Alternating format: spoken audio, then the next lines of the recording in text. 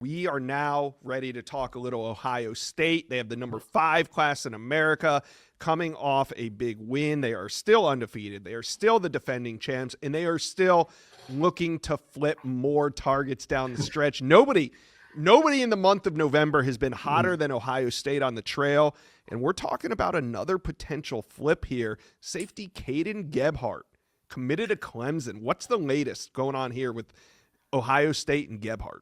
Yeah, this one has been kind of trending behind the scenes a little bit quietly, and I thought that it was interesting when he committed. Gebhardt did to Clemson a while back. I kept thinking, man, this is a kid that Ohio State should really be looking at. He's from just inside of the state in Ohio. He's been very productive, had over 100 tackles this past year as a senior. And I know Ryan Day and company had talked about kind of rewatching senior evaluations and rewatching the film to see what guys that they would like to flip. Of course, they have now flipped a bunch of them, and I think that Gebhardt is trending to be the latest in that long line of guys that they've had this month.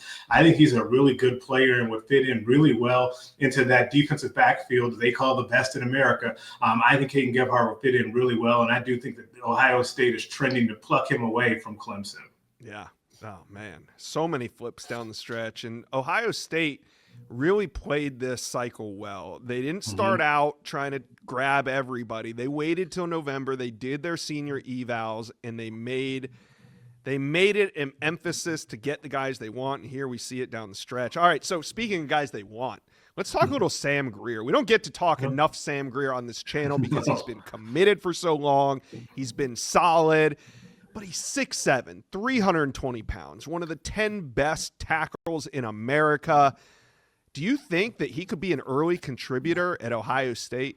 Yeah, it's as tough a thing to do as you're going to see, right? To be able to come in the line of scrimmage in a program of this caliber and play early. But all that being said, I think Sam Greer has the potential to do this. He's a really fantastically talented player. I saw him this past summer, and he's still actually even kind of raw for the position, still learning offensive line. But you can see in his footwork and the way that he moves that he's definitely got that basketball background, and he's still, like I said, just scratching the surface of what he can do. I think he's as good as any tackle prospect outside of maybe Iheanacho and Cantwell in this entire cycle. And so, yeah, I expect him to do big things in Columbus and have a chance to really contribute early for Tyler Bowen and those guys. Yeah, really, really nice looking prospect there. So, yeah, it's got to give Sam Greer his flowers because we don't get to talk about him enough. There's no drama there with Sam Greer. Right, and offensive lineman, right? Like you kind of just sweep those guys under the rug, but no, he's a good one.